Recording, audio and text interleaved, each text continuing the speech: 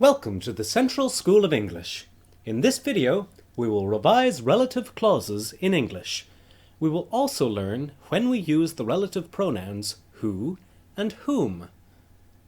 Relative clauses are parts of sentences that we use to describe nouns. Using relative clauses in English makes speaking and writing more fluent. It also helps us to avoid repeating words. Here are some example sentences. The man had a dog. The dog was black. This sentence can be rewritten as the man had a dog which was black. John has a sister. She lives in France. This sentence can be rewritten as John has a sister who lives in France. In earlier videos, we have learned that there are two types of relative clauses. These are defining relative clauses and non-defining relative clauses. A defining relative clause contains information about a noun which is essential. We learned that when we write defining relative clauses, we use three common relative pronouns.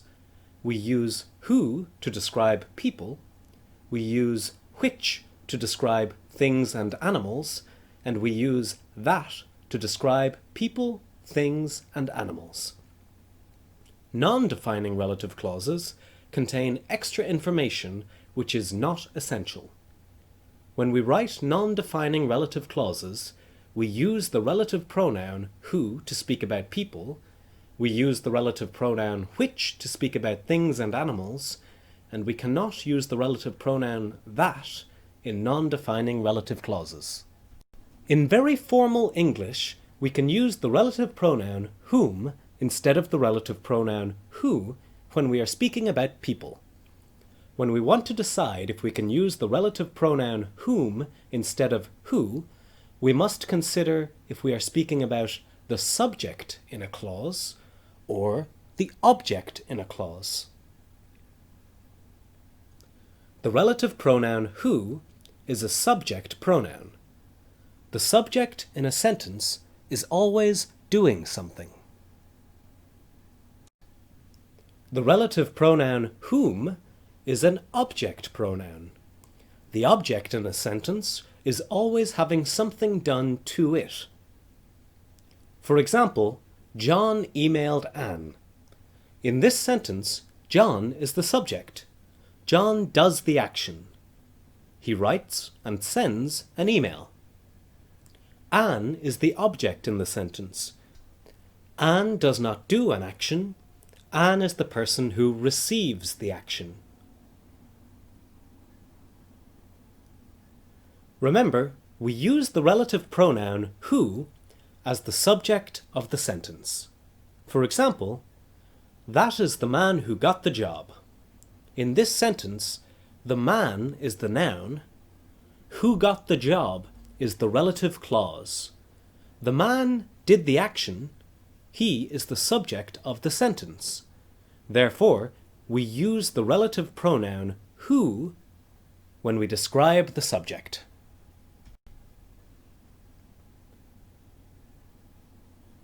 We use the relative pronoun whom when the relative pronoun is the object of the verb it follows.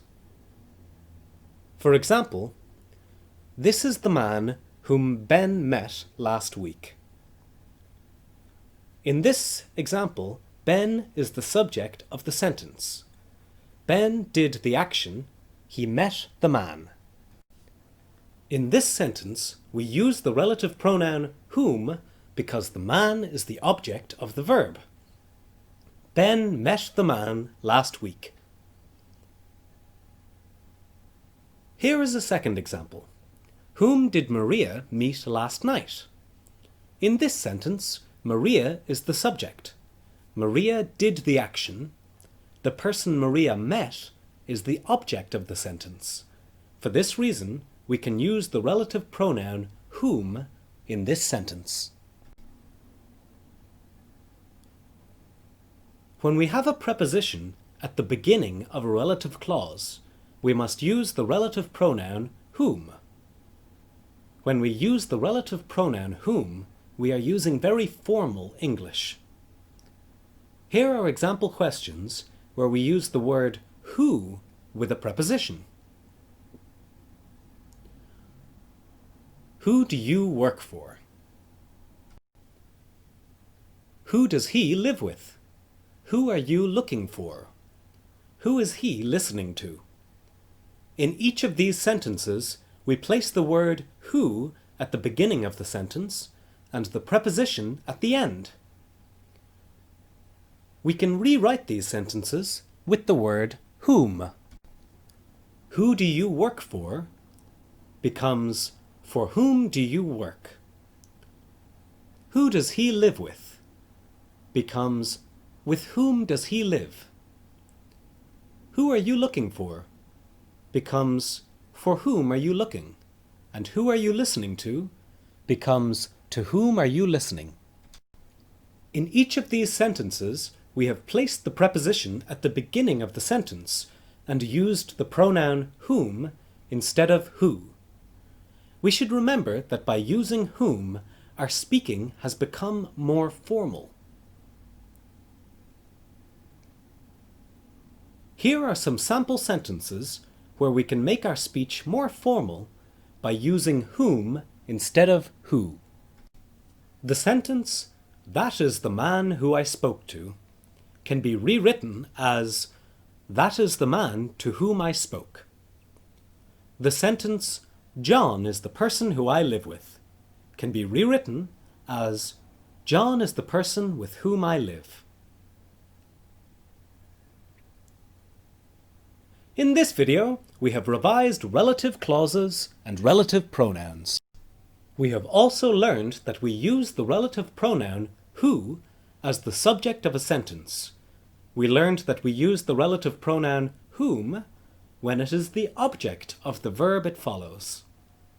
We learned that the prepositions at the beginning of a relative clause are followed by the word whom.